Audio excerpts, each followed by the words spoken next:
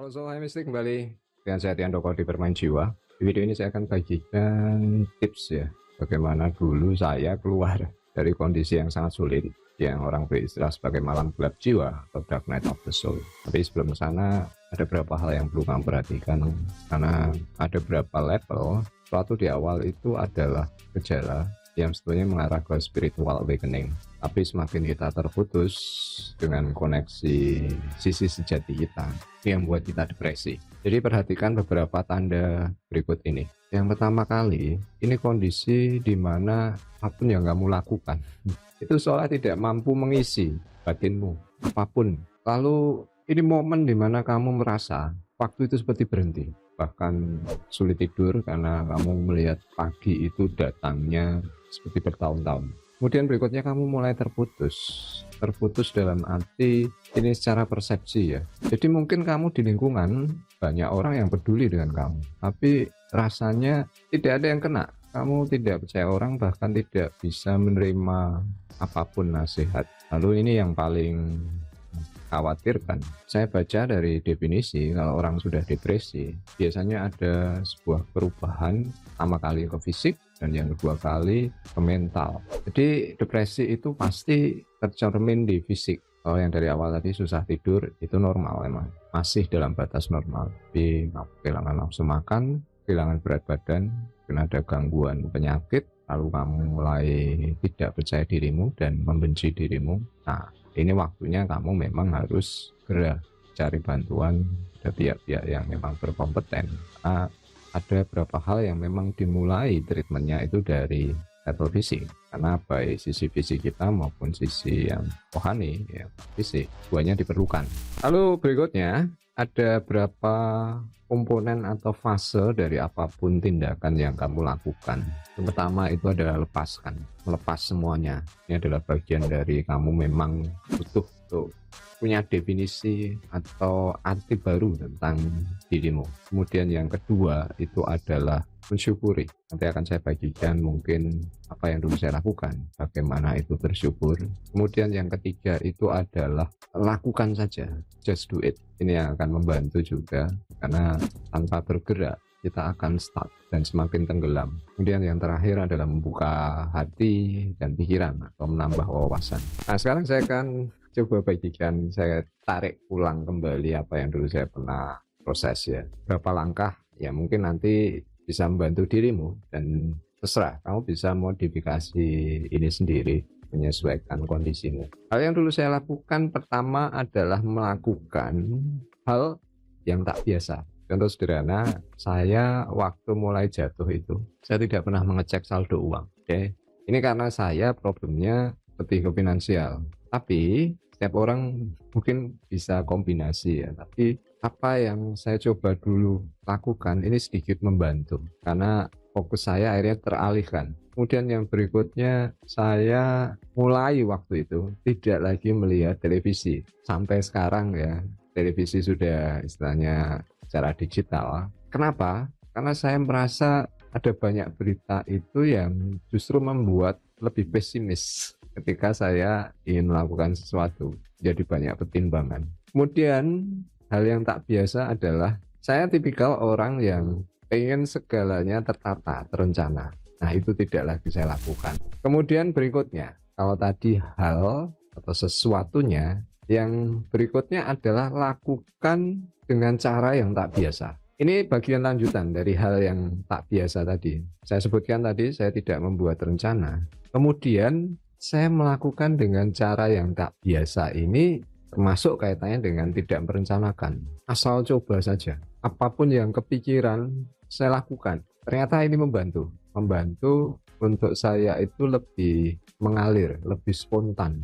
Ini mengurangi overthinking saya, sekaligus overfeel ya, feelingnya. Ini bukan hal yang mudah, karena ini seperti melakukan sesuatu hal yang tak biasanya kamu lakukan. Kemudian berikutnya, membuat perbandingan apa yang orang pikirkan tentang dirimu dan apa yang kamu bisa pikirkan sendiri terkait dirimu.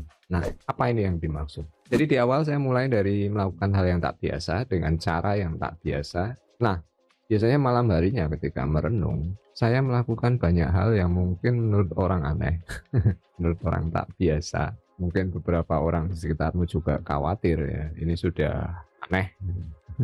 Tapi dari situ saya menilai diri sendiri.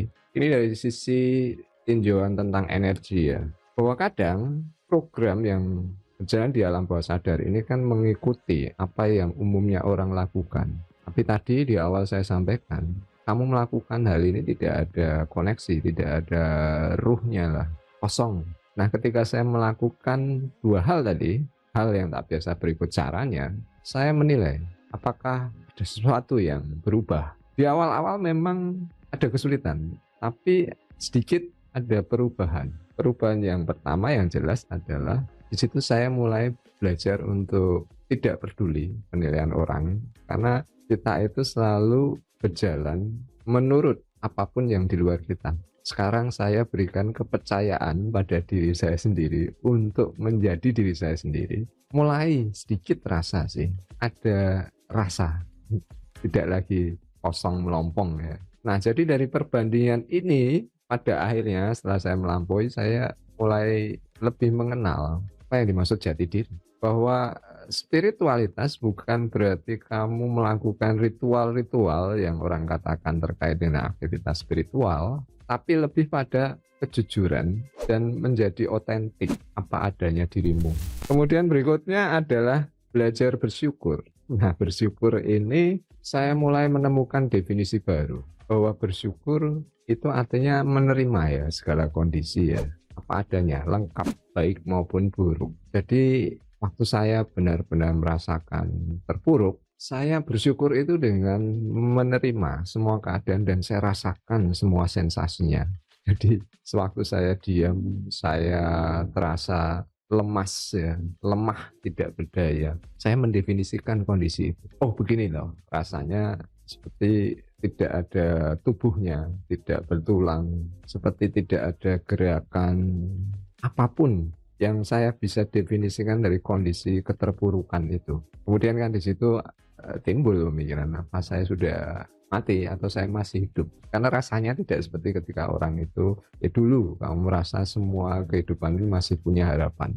Oke, itu waktu kondisi buruk, saya terima semua, saya rasakan momen-momen itu, istilahnya ini sebenarnya menikmati. Nah, poin ini lebih pada acceptance ya, penerimaan. Kemudian untuk bersyukur, di momen kamu terpuruk, kamu hanya melihat sisi keterpurukanmu. Jadi untuk membantu kamu bersyukur, kamu harus melihat sesuatu yang lebih terpuruk dari kamu, lebih menderita dari kamu. Oke, di situ kita baru mulai, saya secara objektif ya, bahwa kondisi apapun itu mengikuti bagaimana kita mempersepsikan, dan mempersepsikan ini butuh perbandingan. Tanpa perbandingan, kita tidak punya sesuatu hal yang bisa lebih memperjelas kelebihan kondisi kita. Nah, jadi ketika kamu punya perbandingan, kamu bisa merasakan ya, rasa beruntung itu seperti apa. Rasa beruntung ya, ini kan abstrak ya. Tapi kamu kenali, seperti tadi, keterpurukan, jatuh, rasa sakit, itu kamu kenali, berikut juga rasa beruntung. Ini yang akan menumbuhkan harapan. Jadi setiap malam itu saya membuat perbandingan. Kalau hari itu saya jatuh, saya menderita, saya hadirkan apapun yang memberi saya energi lagi. Oh, saya lebih beruntung, ini tidak berhenti di sini. Tapi satu saat, masih pada proses itu, ketika saya merasa lebih baik, saya tarik kembali pada momen-momen, loh kemarin saya ngerasa seperti sudah tidak ada sesuatu hal yang bisa diharapkan. Nah, hari demi hari ini berubah. Perbandingan ini yang akan membuat kita punya, istilah saya titik nolnya ya, pancernya. Dan karena kita terbiasa, kita itu bisa lebih mengatur kondisi batin sekaligus mengubah fokus kita. Langkah berikutnya adalah lakukan saja, just do it. Karena memang ketika kamu sudah terpuruk, kamu tidak lagi bisa berpikir, kamu butuh mode awal ya, istilahnya komputer atau handphone itu di reset ulang.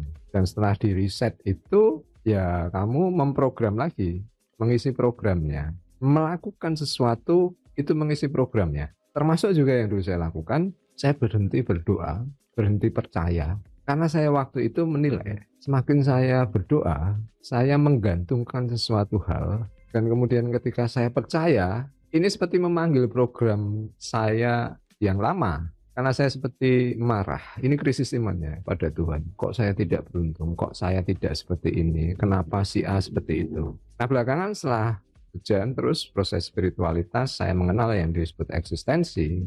Tuhan itu adalah kesadaran. Ya pada akhirnya, kamu mau percaya atau tidak percaya Tuhan pun, yang namanya kesadaran itu tetap ada, membuat kamu berfungsi dan tidak terbantahkan. Jadi saya menerima pemikiran ini karena ini bekerja pada siapapun. Kemudian dengan melakukan apapun, kamu bergerak. Meskipun mungkin maju mundur, tapi kamu bergerak. Nah, di situ kamu mulai bisa menemukan yang tadinya kalau kamu mikir itu tidak kamu lakukan, sekarang karena kamu melakukan saja, baru kamu bisa menilai efek dari kamu melakukan. Nah, disinilah saya kemudian menemukan arti spiritualitas. Itu ya dari experience, dari melakukan. Karena ketika kita melakukan, kita dapatkan semuanya. Dan itu yang bisa melawan, mengkanter logika kita itu sendiri. Tentang definisi apapun yang kita percaya tentang diri kita.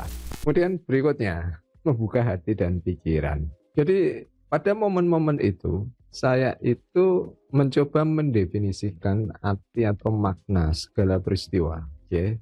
Dan ini yang akhirnya saya mulai mengenal istilah intuisi. Intuisi itu kan satu hal, sifatnya informasi yang tidak terpikirkan. Ketika kamu membuka hati dan pikiran, ada banyak peristiwa, kamu seperti membuka mata lebih lebar, membuka hati lebih lapang, menemukan celah-celah berbagai arti atau makna tersembunyi dari perjalanan itu.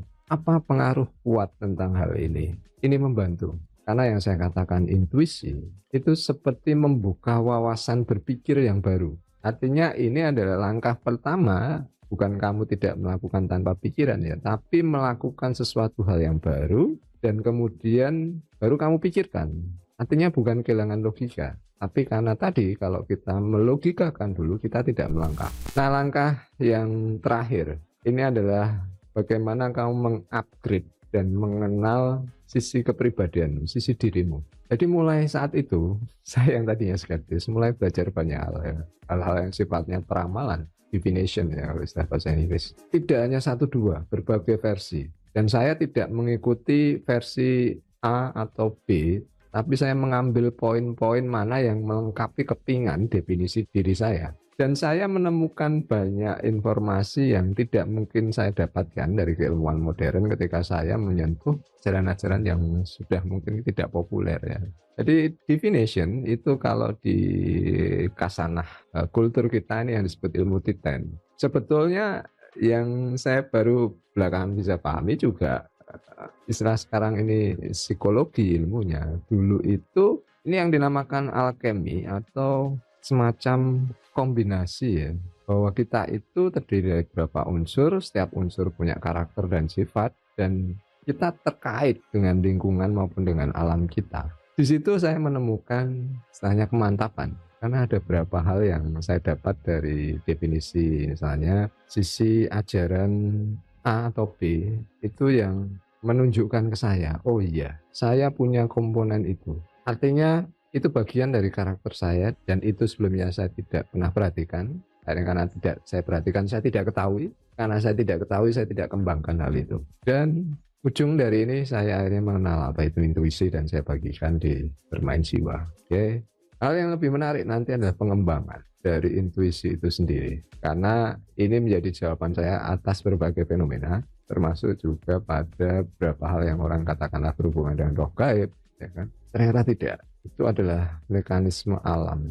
Orang mengatakan indera keenam, sebetulnya dikatakan intuisi itu adalah indera pertama, indera dasar. Kesan seperti tahu, merasa, seperti seolah-olah, semua serba kesan. Di level dasar itu yang disebut insting ya.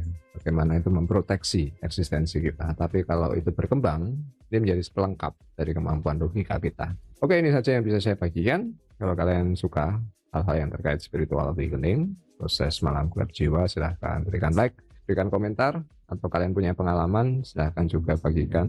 Terima kasih sudah menyimak, kita akan ketemu di video lainnya. Selamat bermeditasi, selamat bermain jiwa.